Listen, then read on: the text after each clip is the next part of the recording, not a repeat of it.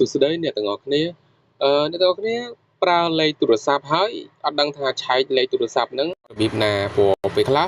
ប្រើទូរស័ព្ទប៉ុន្តែអត់ដឹងថាលេខខ្លួនឯងប្រើលេខអីខ្លះទេមិនអញ្ចឹងទេអញ្ចឹងបងប្អូនអាចឆែកតាមវីដេអូដែលខ្ញុំធ្វើនេះបានហើយ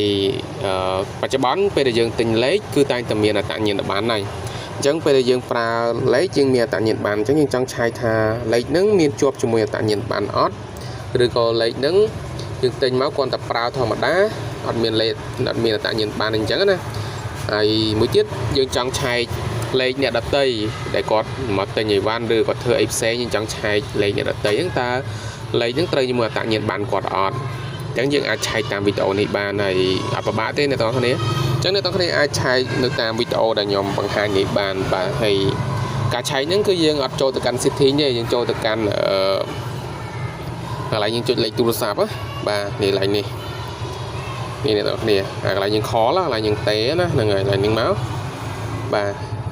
អញ្ចឹងយើងចុចចូលមកបាទពេលដែលយើងចុចចូលគឺនឹងមានកន្លែងដែលយើងចុចហើយទី1យើងចុចផ្កាយឥឡូវចាំមើលតាមខ្ញុំផ្កាយ1202ហើយត្រង់ជ្រូកនេះអញ្ចឹងបងប្អូនចុចតាមខ្ញុំមកលេខបែបហ្នឹងបាទផ្កាយ1202ហើយត្រង់ជ្រូកហើយយើងនឹងចុចបញ្ជូនទៅហើយរបស់ខ្ញុំគឺមាន SIM 2អ្នកទាំងអស់គ្នាអាចមើលបានបាទ SIM 2យ៉ា sorry SIM 2អញ្ចឹង SIM 2យើងចង់ចុច SIM មួយណាក៏បានដែរយើងចង់ឆែកមើលថាទូរស័ព្ទរបស់យើងភ្ជាប់ជាមួយនឹងអត្តញ្ញាណប័ណ្ណយើងអត់មិនថា SIM 1 SIM 2ទេអញ្ចឹងយើងអាចឆែកបានដូចគ្នាហើយលេខនេះអ្នកនរគ្នាលេខផ្កាយ1202នេះគឺគ្រប់ប្រព័ន្ធមិនថាគ្រប់ប្រព័ន្ធទាំងអស់ហ្នឹងមិនថា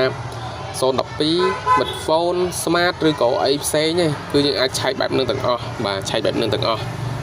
ពេលដែលយើងឆែកគឺផ្កាយ1202ហើយ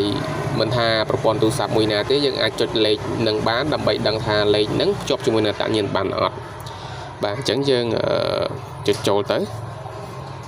អូខេឥឡូវយើងចាំបន្តិចមកបាទពេលដែលចាំបន្តិចគឺវានឹងលោតមកនឹងអ្នកទាំងអស់គ្នាណានេះជាលេខរបស់ខ្ញុំហើយខ្ញុំសុំបាំងបន្តិចបាទហើយវានឹងមីសេចមកមួយទៀតណាហ្នឹងហើយនេះជាលេខដែលយើងឆែកមើលបាញ់ណាហ្នឹងហើយអញ្ចឹងគឺយើងឆែកកន្លែងហ្នឹងទាំងអស់គ្នាអ្នកទាំងអស់គ្នាណាកុំឲ្យភ្លេចថាអូមិនដឹងឆែកយ៉ាងណាឆែកយ៉ាងណីអញ្ចឹងអ្នកទាំងអស់អាចមើលវីដេអូនេះបានបាទហើយដូចខ្ញុំបញ្ជាក់អញ្ចឹងមិនថាយើងប្រើ97ឬប្រើ12ឬក៏ប្រើ Smart ប្រើអីទេយើងគឺចុចលេខនឹងទាំងអស់បាទចុចលេខនឹងទាំងអស់ផ្កាយ1202ហើយត្រង់ជ្រូកណាហ្នឹងហើយមាញ់គឺវាលោតមក message យើងមួយទៀតយើងឆែក message មកណាវាលោតមក message យើងហើយឃើញអត់ហ្នឹងហើយវាលោតមក message របស់យើងហ្នឹងអញ្ចឹងលេខរបស់យើងតញ្ញាណប័ណ្ណរបស់យើងថ្ងៃខែឆ្នាំកំណើតគឺនៅក្នុងនឹងទាំងអស់អញ្ចឹងខ្ញុំសូមបាំងថ្ងៃខែឆ្នាំកំណើតរបស់ខ្ញុំណា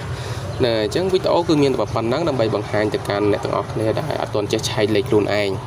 បាទអរគុណហើយបើសិនមានចម្ងល់ឬក៏ចង់ខ្ញុំធ្វើវីដេអូផ្សេងទៀតអាច comment នៅក្រោមវីដេអូបានហើយអរគុណដែលចុច subscribe នៅ YouTube channel របស់ខ្ញុំបានបាទជួបគ្នានៅវីដេអូក្រោយ